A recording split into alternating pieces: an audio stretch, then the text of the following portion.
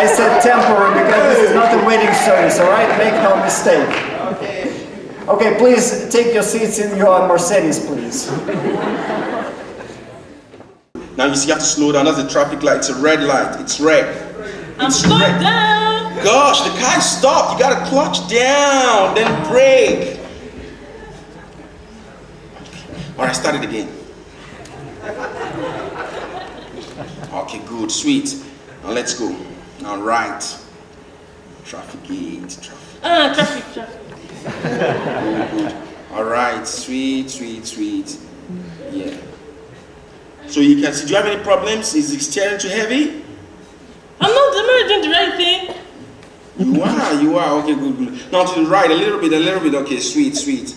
Good. You said right, this right. It's okay, calm down. Brake. I can't concentrate, man. Okay, good. Today is enough for today. Thank you very much. Okay, thank you so much. Because you know what? When Olga asked me to teach her to drive, and we came, and you know what? I refused point blank to teach her to drive. I said, honey, I heard somewhere husbands should not teach wives to drive. That's the end of story, period. But you know, she said, no, I want you to teach me to drive. So finally we go out onto the street, we come up to the car, and I say, honey, and this is the car. The first lesson is over, let's go home. That was how much I taught her to drive. And I know that some people really, and some wives use this. Do you know this special device called Parktronic? That gives the special sound, beep, beep, beep, and as you get closer, beep, beep, beep, beep, beep, beep, beep, beep. And finally, boop, boop. So that's about the Parktronic because the bump happened. Okay? And so husbands have to really have patience. And the teachers, we as teachers, we have to have patience. In Romans 12:12, we read, rejoicing in hope, patient in tribulation. You know, when you're in a car with your wife, you are in tribulation. When you come to your learning center or to your classroom, sometimes you are in tribulation. Big time tribulation.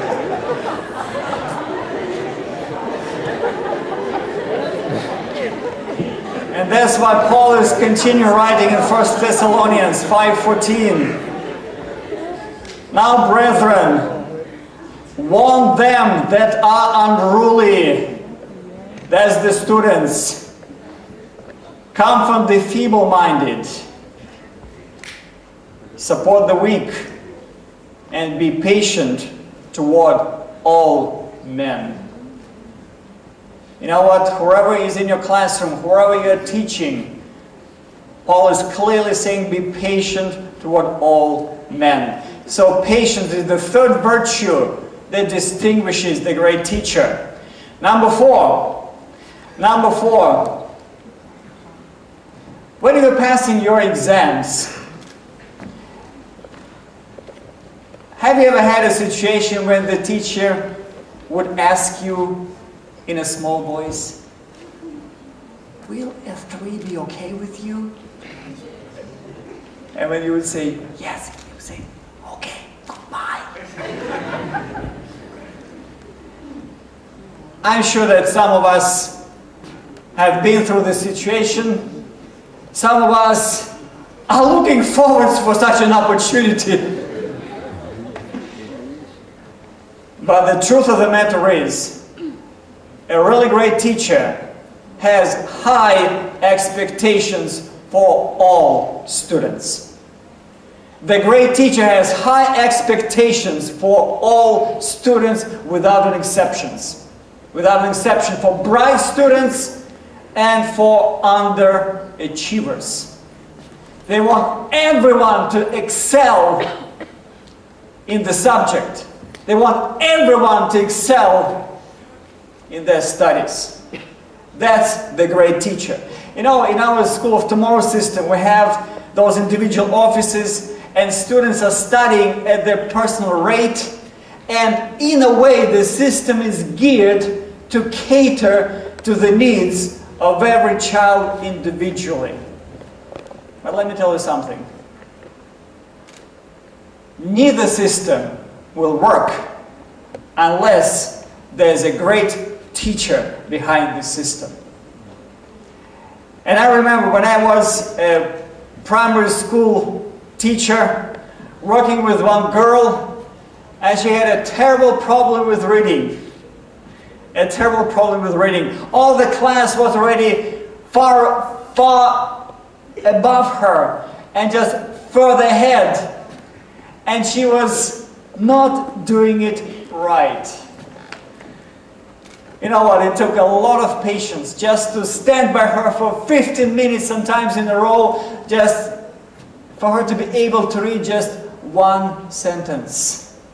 One sentence. And you know what? In a year she picked up. In a year she picked up and she began to read real fast, and then she picked up with the rest of the class, and she was one of the brightest students in this learning center. But you know, it was so easy to say, all right, she's not doing it well. She's a slow learner. Forget her. She can just do it at her own rate, at her own pace. No problem. You know, Jesus never gave up on anyone. And you know what? What he had to work with, we're reading the book of Romans, chapter 3, verse 23. For all have sinned and fall short of the glory of God. Can you imagine? Jesus had to work with the material where all have sinned and fall short of the glory of God. I'd like you to turn to your neighbor and say, we all fall short of the glory of God. Turn to your neighbor and say, we all fall short of the glory of God. You know, that's the truth. That's the truth. And in Matthew, chapter 5, verse 48, nevertheless, there's this verse that I chose as the title verse for this sermon. Be therefore perfect, even as your Father which is in heaven is perfect. He wants everybody to be perfect, and it pertains to the teacher in the first place. Be perfect as your Father in heaven is also perfect. And in 2 Timothy chapter 2 verse 14 we are reading, do your best to present yourself to God as one approved, a workman who does not need to be ashamed and who correctly handles the word of truth. It is to all of us. It is to all of us, because God and Jesus wants everyone to handle correctly the word of truth, to be an approved one, which means to be dedicated servant in His kingdom, and to be a good teacher. So this is number 4, high expectations for all the students. Number 5, a great teacher has clear-cut objectives. Clear-cut written objectives. And I just brought here something that I got as a gift from Great Britain. This is my special gift.